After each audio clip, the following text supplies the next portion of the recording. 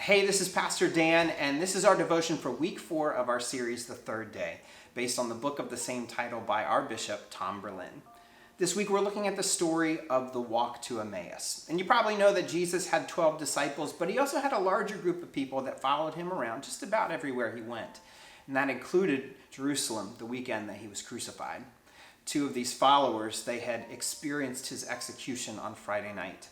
They had waited out the Sabbath, and they had even been there Sunday morning when all the confusing and conflicting reports started to pour in. The tomb was empty, and some people had seen angels, and one person had even seen the risen Jesus, but other people had seen nothing.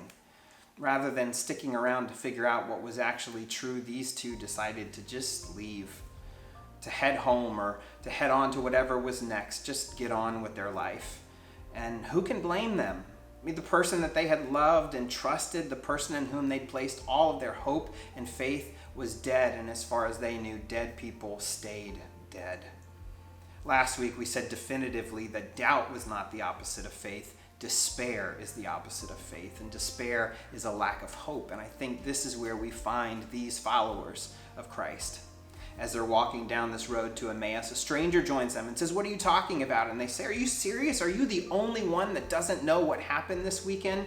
We had hoped that this Jesus would be the one to redeem Israel." Did you hear it? The past tense, we had hoped. It seems like their hope had died with him.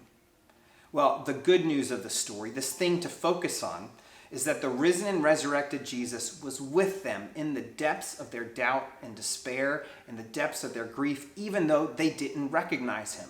For the rest of the walk, this unrecognized Jesus tells them exactly why everything that happened was the way it was supposed to happen. And then that night at dinner, Jesus revealed himself in the breaking of the bread, and their hope came roaring back even stronger than before. And this is good news for us.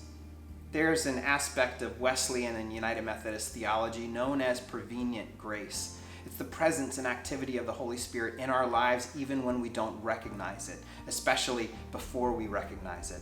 And the walk to Emmaus is a story of prevenient grace. And again, this is good news for us, because when we struggle with hope, if we happen to find ourselves in the depths of despair, we can look at the story and remind ourselves that Jesus is here somewhere. God is here. God is present. God is at work, even if I can't see it, even if I don't feel it. And this can give us the little bit of hope to hold on to. And the good news is that God promised through the words of the prophet Jeremiah, "If you seek for me with all your heart, you will find me.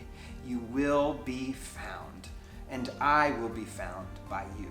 Friends, this is good news, and that is the gospel. Have a great weekend. We'll see you on Sunday.